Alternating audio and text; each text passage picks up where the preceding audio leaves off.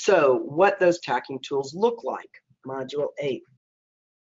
So when we look at monitoring shifts, one of the things that we're doing is breaking down what their concern is into as small of pieces as we possibly can. So if someone says to you, I can't sleep at night, that seems to be a good one, then what we need to ask along those lines is, what is it about sleep that is not working? And then you get that down. What is it? So you now know it's falling asleep. So what would need to happen that would show you that you are able to fall asleep quicker? They may tell you the amount of time it takes. They may tell you their comfort level. Rather than trying to add anything to the process, we don't need to tell them to, put lavender on their pillow or take a warm bath or drink hot tea. Anytime somebody tries to do something more or different, the more they try, the more concerned they get that it's not working. So really, once they've given you this information, all we want to do is to start noticing things. So we just want to make sure that we're able to go back through and look at the details of what it takes so that you can start monitoring that, so that they will start paying attention to that, so that if it does change, that's an awesome thing. They're going to bed at 10 o'clock, they're not falling asleep until 11:30, and they're laying there all of that time. And of course, they're getting frustrated. So we start giving them a whole bunch of other things to do. That's going to also be a little bit of what we would consider an extrinsic constraint. Now, that doesn't mean that you can't do that. It means do it with intent. And know that if you start noticing that they're getting more frustrated because you've given them this whole list of things to do before they go to bed at night, that probably was not helpful in this case, because the body's just going to start doing it very, very naturally. We don't have to push it in any other way. We don't have to use any kinds of extra oils or we just don't have to do anything else other than the process. Once the process gets started and they're using it and doing it, you're going to start noticing a variety of things. Physiologically, cognitively, psychologically, everything will start to change. Their body physically is going to start to shift. Physiologically, their breathing's going to slow down. They're going to, their blood pressure will start to come down a little bit. They're going to start, little things like that. All of those are going to make a difference in their sleep cycles. And so by telling them a whole bunch of other things to do, we honestly could be creating this extrinsic constraint and actually slowing down the process. So we want to make absolutely sure that first and foremost, we use the process and let it do what it's supposed to do. So the second thing that's most important is to really understand and recognize when a shift occurred. So you need to check in once in a while. Is it still taking an hour and a half for you to fall asleep? It's funny how most people will all of a sudden be sleeping well and totally miss that they're sleeping well, even though that was the most important thing to them. It's just an ironic thing. I have people all the time that do that. Oh, sleep isn't an issue. Well, that was one of the concerns when you came in, and they will then say, oh, I totally forgot about that.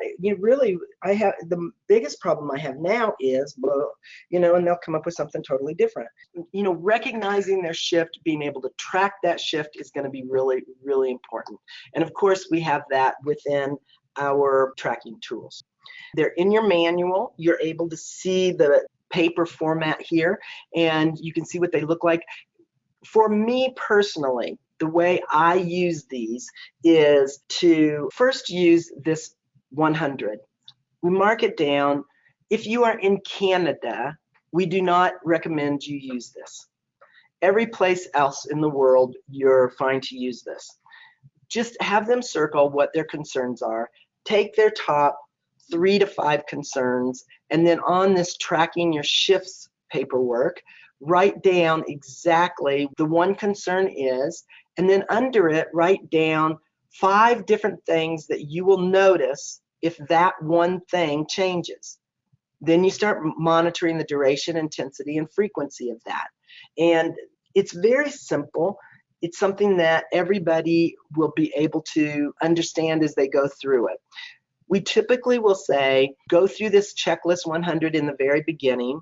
And if they feel like halfway through their process, they are able to do all of it, I mean, they don't, they feel like they've corrected all of the first concerns, then you can have them fill it out again. If not, then what they're actually going to do is have my wish list and then my tracking of shifts. Again, the way I would do that is, I have a problem with sleep. The second one is, I seem to feel really anxious. Third one is, my short-term memory is not as good as it used to be. All right, this is their wish that they would go away.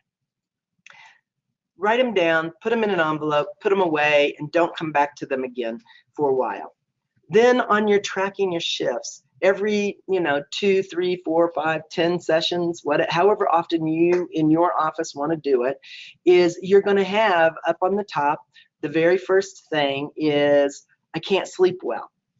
Underneath it, what does that look like to you? What things would have to change for you to be able to know you're sleeping better? And you write those things down. Falling asleep faster, staying asleep throughout the night, not urinating in the bed any longer, not walking in my sleep or talking in my sleep, not grinding my teeth. All right, and then after that, you write, how often are you doing that?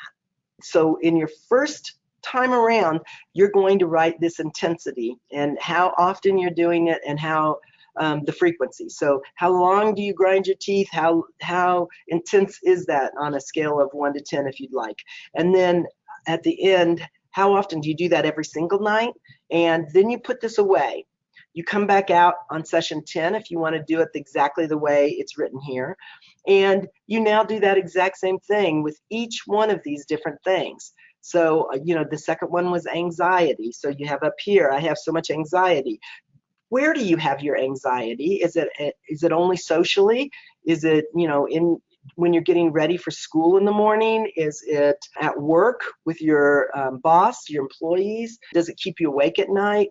And so you write down all of these places and concerns with anxiety. Or same with short-term memory. How often do you have a short-term memory problem? How is that short-term memory problem affecting your life right now?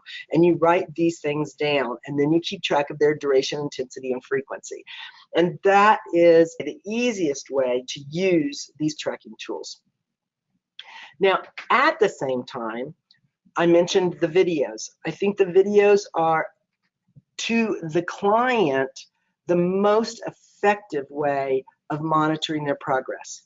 They see the changes in them. They can identify with those changes. Man, I had no idea I was talking so fast. I had no idea my shoulders were up so high. I had no idea that look at my hand, it's moving, it's jumping.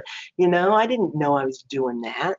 And all of a sudden, they see those minute, subtle changes. And it really is incredibly effective.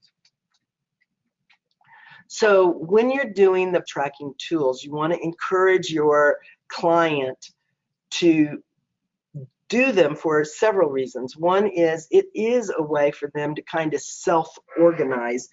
It's a way for them to notice that they are healing themselves. We don't want them to come in and thank you over and over and over again for changing the way they sleep. Instead, what we want is when they come in and they say, thank you so much, I'm sleeping so much better, we want to turn that language around and say, well, thank you. You're the one who is doing all the work. I'm providing the system for you. This is all about you. Now, there's 2 reasons we do that. One is, it empowers them to feel that change and to know that they have the ability to do this on their own. They don't need to be told by somebody else that they're feeling better or that they're doing better, or, then they'll always respond by needing your approval for feeling better. So that's one of the reasons. The second reason is that if they ever come back and say, I just feel like this isn't working. I'm not getting anything out of this. I don't feel like, I'm getting a headache every time I do it, or I feel anxious anytime I do it. Whatever that dialogue that they've got going on in their head is, that's hard to have that dialogue when you've explained to them up front that the process isn't doing anything to them. They are learning from that information that they already did themselves, and they are changing on their own. Immediately when they grasp that, they understand they can't blame you, they can't blame the system. They really have to look at what is going on in their life that's taking them in that direction within their journey. So teaching them the skills to be self-organized, and by using tracking tools, teaching them the ability to understand that they are doing this on their own, that it's an intrinsic healing process, it's not us. And that this is what a dynamical system is all about, making sure that they understand that up front. Understanding that it is ever changing. I can't stop that from changing, nor can you. None of us can stop what's going on in somebody else's brain, nor can we fix what's going on in someone else's brain. All we can do is give information. If they are going to change, even talk therapy, you can't change somebody. You can give them the information, you can give them the tools, but as you all know, they have to do it. It's their job, their position. So just remember that empowering type thing. And I don't want to only be speaking to the trainers, the therapists out there, the mental health people. It's just that most of us have a preconceived idea of what's going to happen.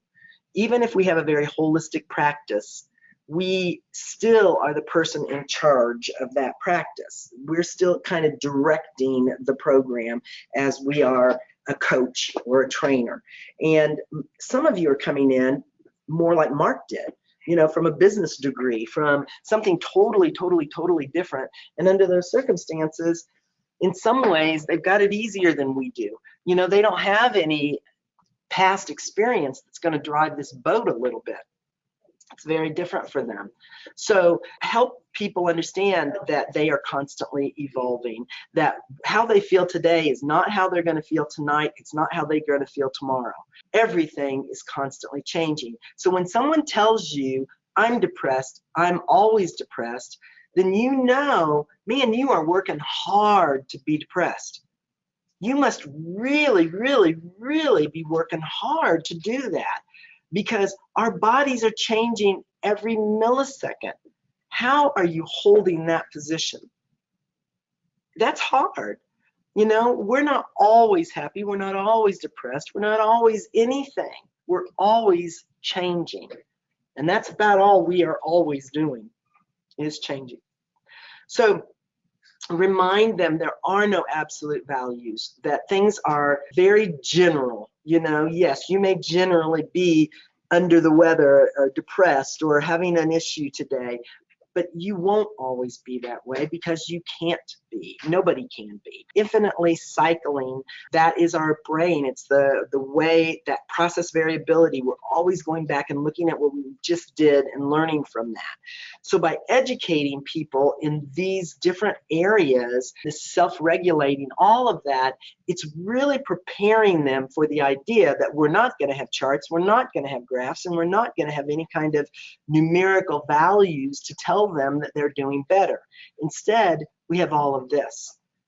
And this is incredible.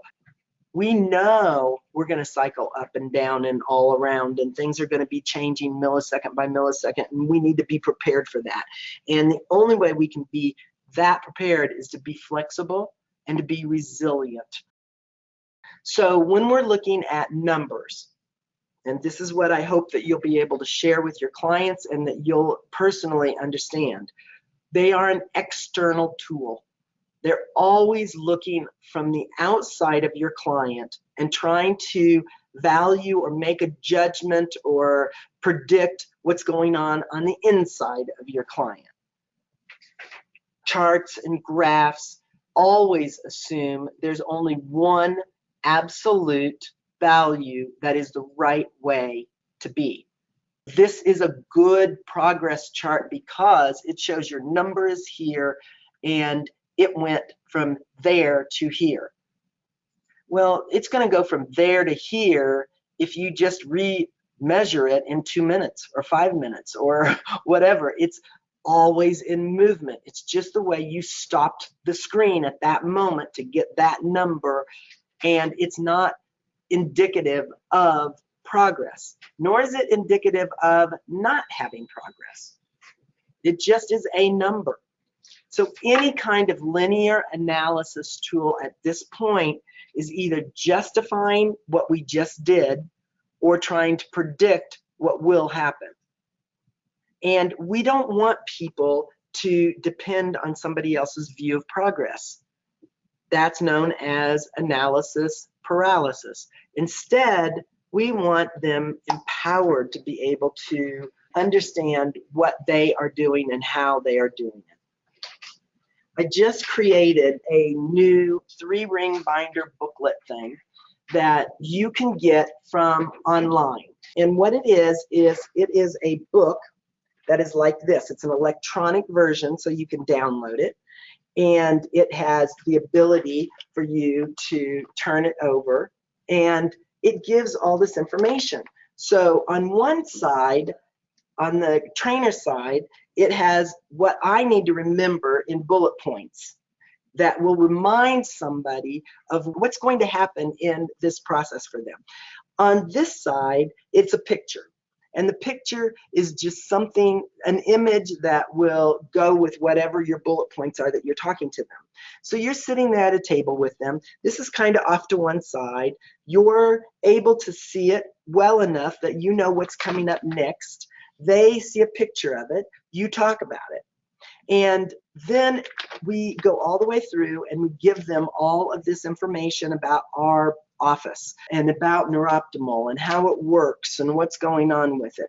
This is it's free for any and all past members. So it's on the website. When we get to, it's under documents in past. When we get to going through the business and all of that kind of stuff, I'll show you exactly where it's at. But it's what I recommend is that you have a new client consultation meeting. And in that meeting, you have that little booklet. You go through that booklet. First, what I usually do is to ask what brought you in today. And before you tell me that story, do you mind if I just videotape this so that we have something confidential between us that I can go back and look at later? I turn my iPad on. I record them telling me their story. Their story is usually very passionate. It's something that's, you get lots of detail. It's not something that, as a trainer that is not clinical, that you need all that information. So if they don't want to tell you, that's fine. They don't have to. But if they can give you the symptoms, the concerns that's playing out in their daily life, and you can watch how they do that, that's what I show them later. And then I go through and say, okay, I love that. Thank you so much for sharing all that. That was really kind and sweet and all of that. And then I say, no, let's just go through. I'm going to use this booklet here because I want to make sure I touch on everything with you. And it kind of gives you a visual of what we're doing as well.